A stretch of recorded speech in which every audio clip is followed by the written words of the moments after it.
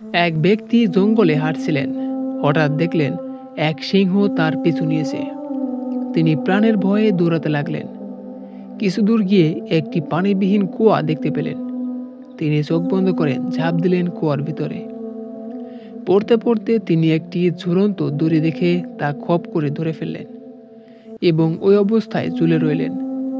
উপরের দিকে চেয়ে দেখলেন কুয়ার মুখে সিংহটি তাকে খাওয়ার অপেক্ষায় দাঁড়িয়ে আছে।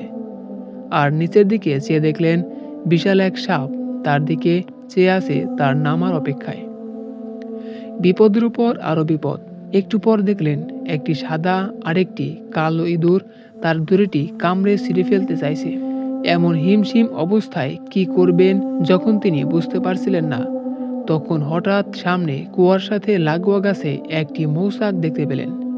তিনি কি মনে করে সেই মৌচাকের মধুতে আঙ্গুল ডুবিয়ে তা চেটে দেখলেন।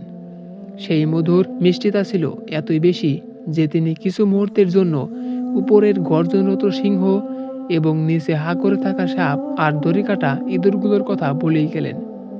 ফলে তার বিপদ অবসম্ভাবী হয়ে দাঁড়ালো। বন্ধুরা, এই সিংহটি হচ্ছে আমাদের মৃত্যু, যে সর্বক্ষণ আমাদের তাড়িয়ে বেড়াচ্ছে। আর এই সাপটি হচ্ছে আমাদের কবর, যা আমাদের অপেক্ষায় আছে। আর দড়িটি হচ্ছে আমাদের জীবন, যাকে আশ্রয় করেই বেঁচে থাকা। সাদা ইঁদুরটি হলো দিন আর কালো ইঁদুরটি হলো রাত, যা প্রতিনিয়ত ধীরে ধীরে আমাদের জীবনের আয়ু কমিয়ে দিয়ে আমাদের মৃত্যুর দিকে ঠেলে দিচ্ছে।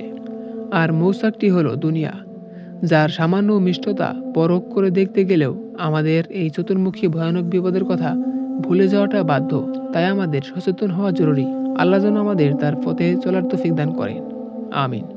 বন্ধুরা, আজকের ভিডিওটি এই পর্যন্তই ছিল। যদি ভিডিওটি ভালো লেগে থাকে তাহলে একটি লাইক দেবেন এবং চ্যানেলটিকে সাবস্ক্রাইব করবেন পরবর্তী ভিডিও দেখার জন্য। আল্লাহ হাফেজ।